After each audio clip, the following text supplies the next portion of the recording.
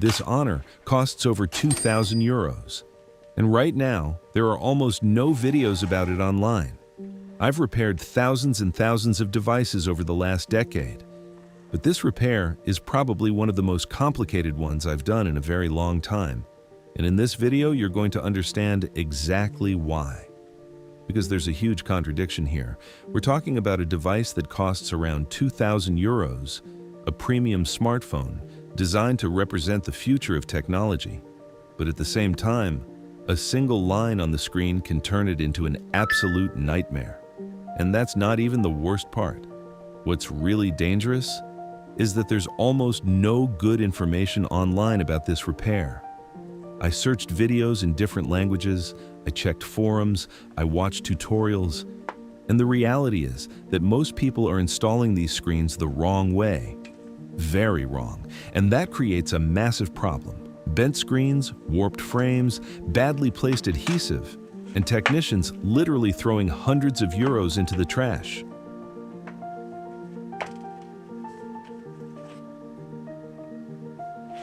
In this video, I'm going to show you the 4 critical steps where almost everyone fails. Because replacing a foldable display has absolutely nothing to do with replacing a normal smartphone screen. So today I'm going to help you understand every single step needed to properly replace this display, while also massively reducing the repair cost. Because the secret here is this: the original frame is still perfect. And if we can reuse it, the repair becomes much cheaper. The problem is that even finding this screen was difficult. Many suppliers don't even want to invest in these models because they're afraid of losing money. And now, let's begin. The first step is applying around 90 degrees Celsius of heat using a heat gun to soften the adhesive on the back cover. This is where many people already start making mistakes.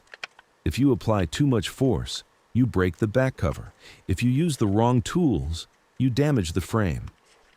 That's why I recommend using a thin plastic card or a guitar pick together with isopropyl alcohol. This helps us achieve something extremely important: keeping the original adhesive without losing its properties. And that makes a huge difference in the final result.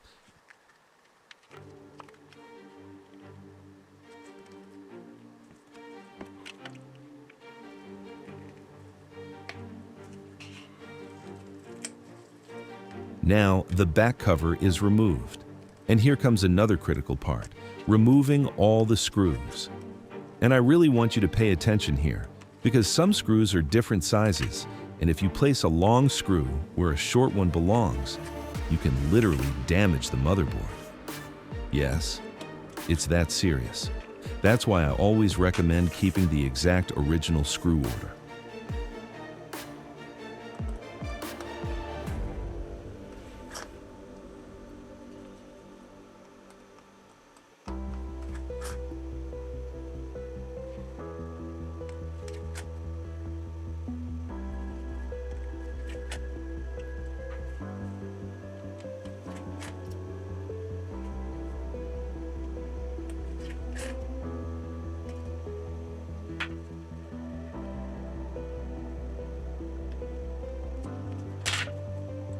Once all the screws are removed, we disconnect the display flex cable located right here in the upper right section.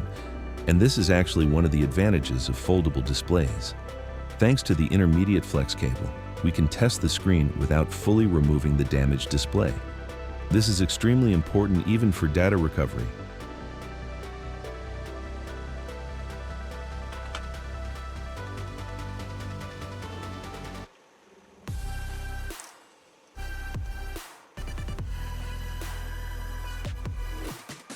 We test it, and the screen works perfectly.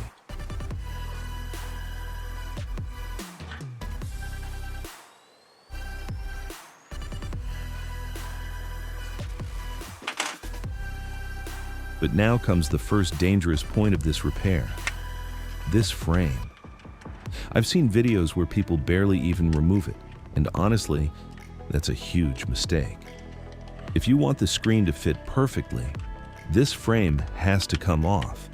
And here comes the first important trick of the video: no heat, none. because this material bends very easily, and once it warps, it stays deformed forever. Here we only use isopropyl alcohol and a thin plastic card or a very flexible pick. Even ultra-thin metal tools can work better because they cut through the adhesive much more precisely.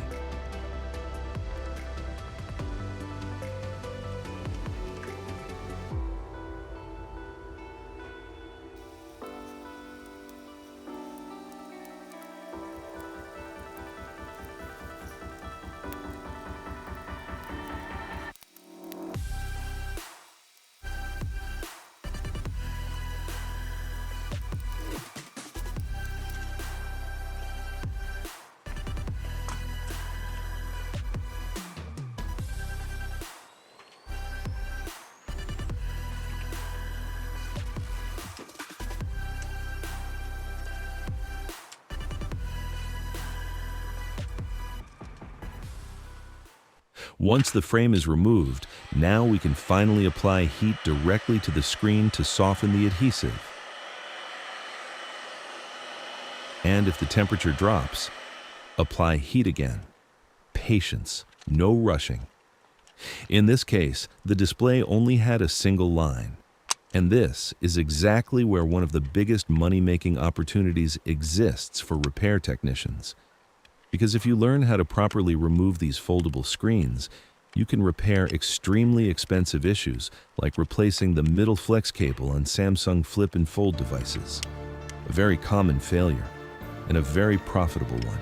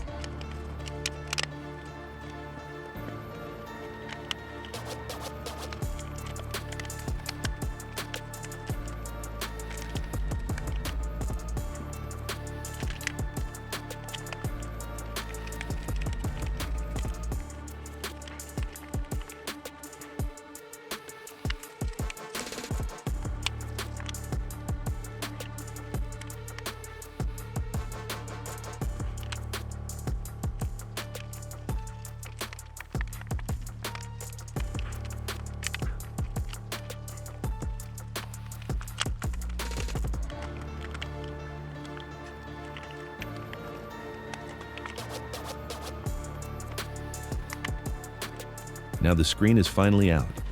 We test it, and as you can see, it came out perfectly.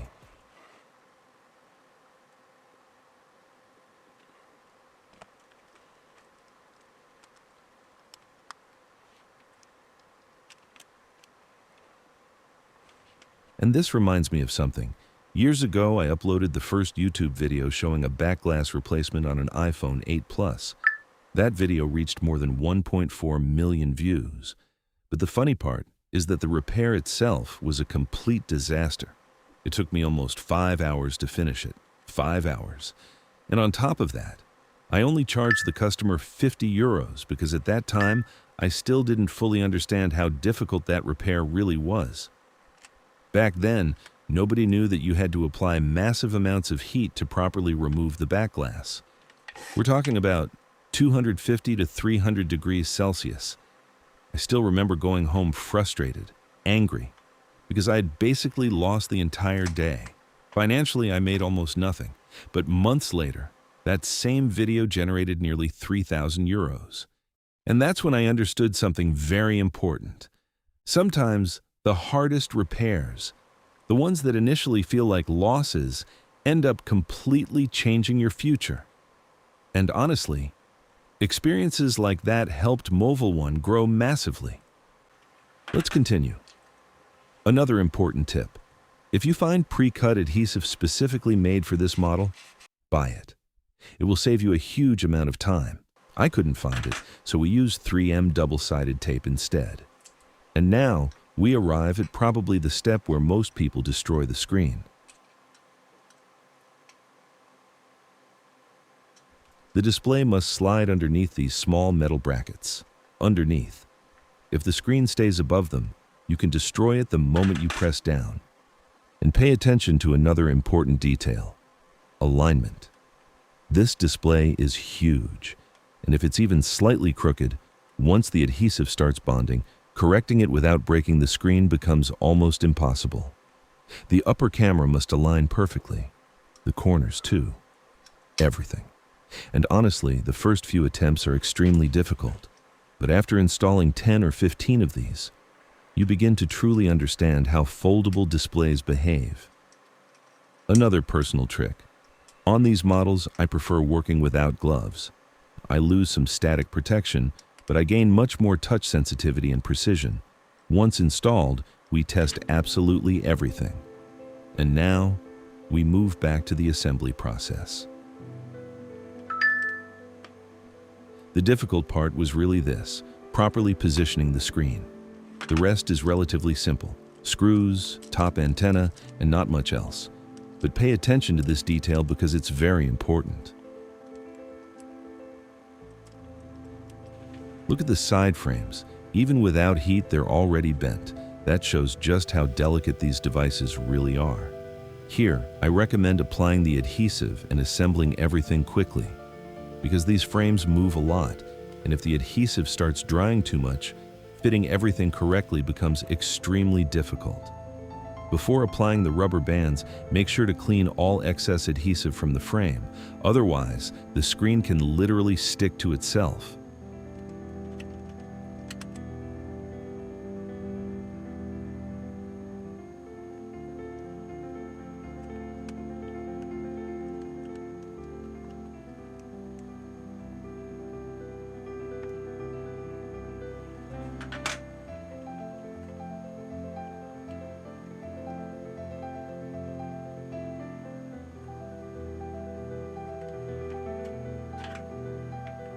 And now, look at the final result. It looks completely brand new. And I want to leave one important message for all repair technicians: always try to work clean. Because cleanliness communicates professionalism, trust, and quality. And honestly, working clean doesn't just improve the repair quality, it also improves your speed. Instead of repairing 8 devices a day, you might repair 10. Because when your workspace is clean, your mind works with more clarity. This was today's challenge. I'm Leonardo, and I'll see you in the next repair. Take care.